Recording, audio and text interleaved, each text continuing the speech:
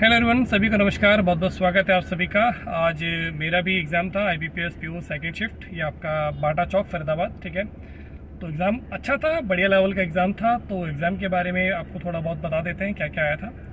Reasoning की बात करें तो रीजनिंग में आपके 4 पजल आई थी। ठीक है, जिसमें एक आपकी सर्कुलर वाली पजल थी, 7 लोग थे। ठीक है, जिसमें बोला था कि इनसाइड वाले आउटसाइड से ज़्यादा हैं, 4 इनसाइड 3 आपके आउटसाइड आ रहे थे। सबसे बढ़िया जो पजल थी वो थी कैटेगराइजेशन वाली। क्यों भाई? जी जी सर।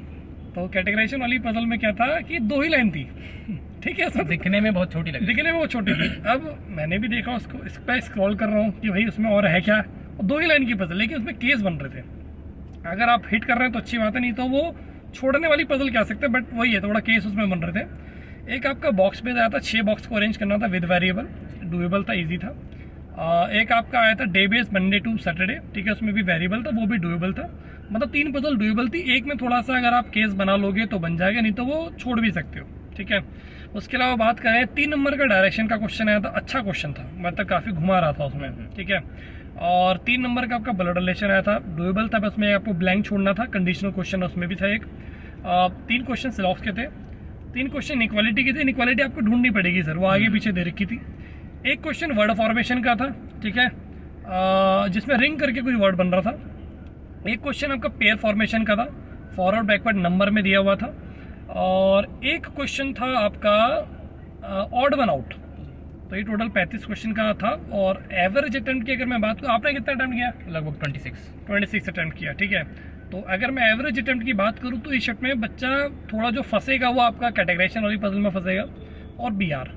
तो 8 क्वेश्चन अगर हम कम भी कर दें तो लगभग 22 से 25 के बीच में कर सकते हैं। ये एक अच्छा अटेम्प्ट है, और अगर 22 के आसपास भी है तो कोई घबराने वाली बात नहीं है। ठीक है, उसके बाद बात करते हैं हम क्वांट की। क्वांट का थोड़ा बताओ सर। जी, लगभग उसमें 2 DIs थी, एक लाइन बेस्ड थी और दूसरी वाली लगभग ऐसा था हार्बीवोरस कार्निवोरस। मतलब आपको 3 एलिमेंट्स दे रखे थे और उनका ही बाइफर्केशन दे रखा था रेशोज में। और इसके अलावा लगभग 10 से 11 आपके अर्थमेटिक थे और लगभग 10 नंबर का 5 नंबर का आपका सीरीज जो कि मिसिंग थी और 5 अप्रोक्सीमेशन। ये बताओ, मिसिंग सीरीज में लॉजिक मिल रहे थे? जी जी, लॉजिक ऐसे थे लगभग 64, 23 डिवाइड मल्टीप्लाई, थोड़ा सा कॉम्प्लेक्स था।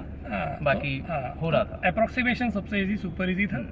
और मिसिंग सीरीज देखो लग रहा है कि हो जाएगी, बट कोशिश करना 5 में से 2 ही हो रही तो 2 ही करो, बहुत ज़्यादा मत पड़ना उसके पीछे, क्योंकि टाइम भागेगा। ठीक है, एक का तो उन्होंने बता दिया हार्बीवोरस वाले DI का। एक जो DI थी वो आपकी ABCD करके 4 विलेज करके कुछ दिए हुए थे। उसमें 3 सेक्टर थे, प्राइमरी, सेकेंडरी एंड टर्शरी। उसमें क्या था, प्राइमरी और सेकेंडरी का डाटा दिया हुआ था, टर्शरी का डाटा निकालना था। कैसे निकालना था? सपोज कीजिए प्राइमरी का डाटा दिया है 40 और सेकेंडरी का दिया 20। जो प्राइमरी का डाटा है ना वो सेकेंडरी और टर्शरी का एवरेज है। तो मतलब 40 का डबल 80, वहाँ 20 दिया तो मतलब 60 वहाँ पर लिखना था। तो ये वाली DI ठीक थी।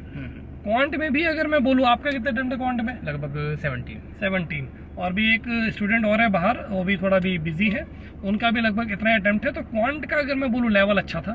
ठीक है, अगर आप इस शिफ्ट की मैं बात कर रहा हूँ, 15 के आसपास अगर आप पहुँच गए तो आपने बहुत अच्छा किया है, क्योंकि सीरीज में बच्चे फंस रहे हैं, एक DI बना पा रहे हैं, दूसरी DI में पहुँच रहे हैं, बाकी अर्थमेटिक का पोर्शन। हाँ, Q1 Q2 भी आया था, 3 क्वेश्चन Q1 Q2 के भी थे, तो वो भी एक अच्छा था। लेकिन वो उसका लेवल काफ़ी बढ़िया था, वो लगभग क्लर्क मेंस लेवल का था, बढ़िया लेवल था। तो मतलब वही है ना, प्री में अगर हम उसको छू रहे हैं तो फिर तो आपको ढूंढना पड़ेगा कि कौन सा क्वेश्चन अपने को करना है ना जी।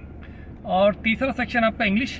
ठीक है, इंग्लिश की अगर मैं बात करूँ तो इंग्लिश में एक RC आया था, 9 क्वेश्चन थे उसमें। और RC था आपका फूड क्वालिटी को लेकर के। जैसे आजकल देख फूड में अडल्ट्रेशन वगैरह होता है ना, कि बोला जाता है कि हमारा तो शुगर फ्री है ना, ये मतलब बढ़िया है, सबसे बढ़िया लेबल लगा देते हैं, है ना, आपने सुना भी होगा।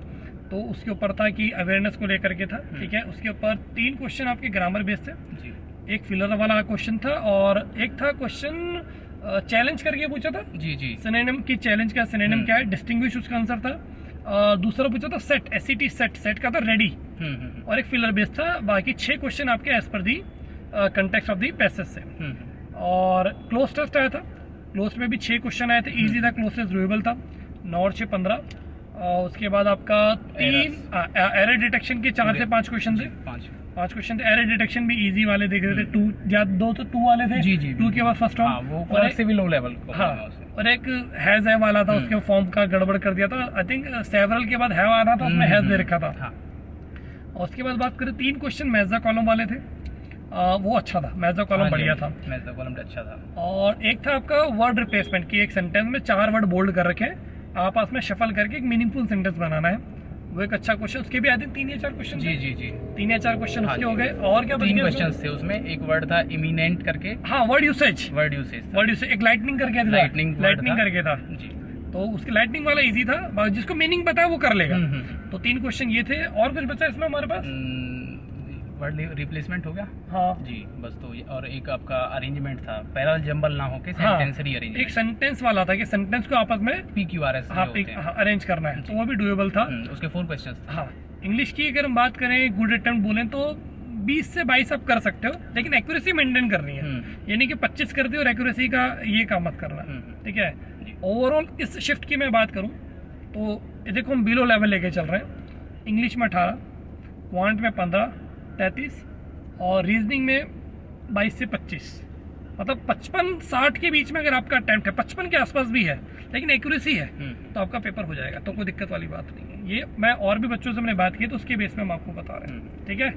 तो जिनका भी अब 3rd और 4th शिफ्ट में एग्जाम है, और तो एग्जाम ओवर हो ही जाएगा, 24 है, ठीक है।